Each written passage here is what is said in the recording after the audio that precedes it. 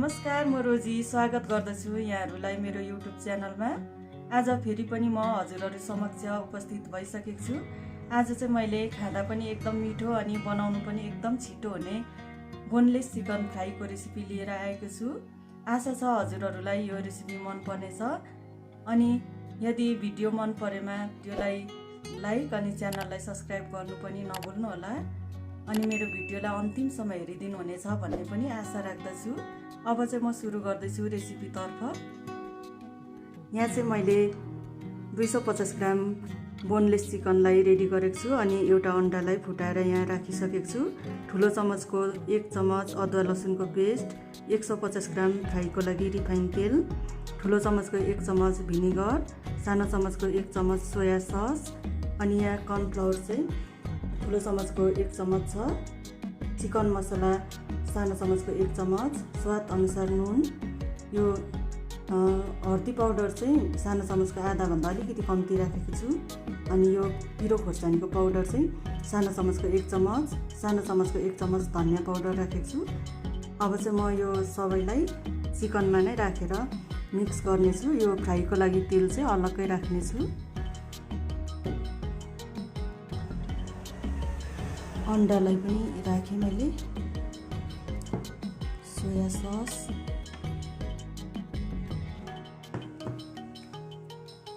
Vinegar, अदुवा र लसुनको पेस्ट, अनि यो पाउडर सामानहरू मसलाहरू।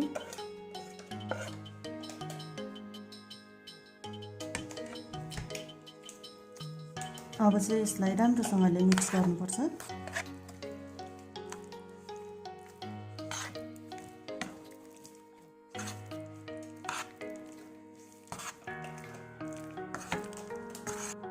मैले यो सबैलाई राम्रोसँग मिक्स गरिसकेँ। अब चाहिँ 1 घन्टाको लागि छोपेर राख्दैछु।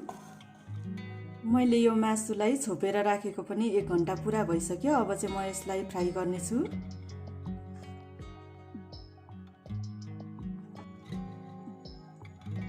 यहाँ मैले अघिको तेललाई मिडियम फ्लेममा तताइसकेको छु। यसमा अब म मासुलाई फ्राईको लागि राख्दै जानेछु।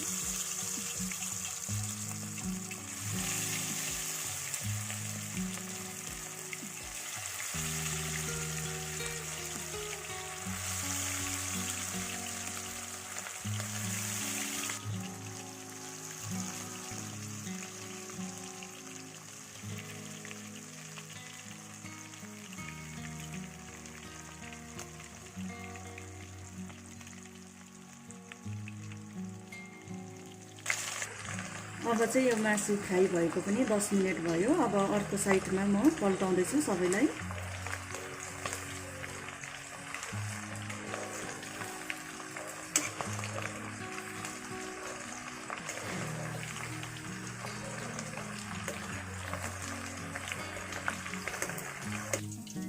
अर्को साइड पनि 10 मिनट फ्राई भइसकेपछि चाहिँ म यसलाई प्लेटमा निकाल्दैछु।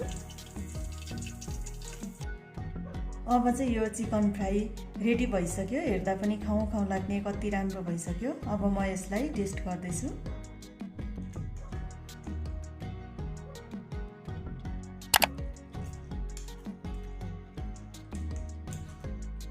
मिठो भएछ।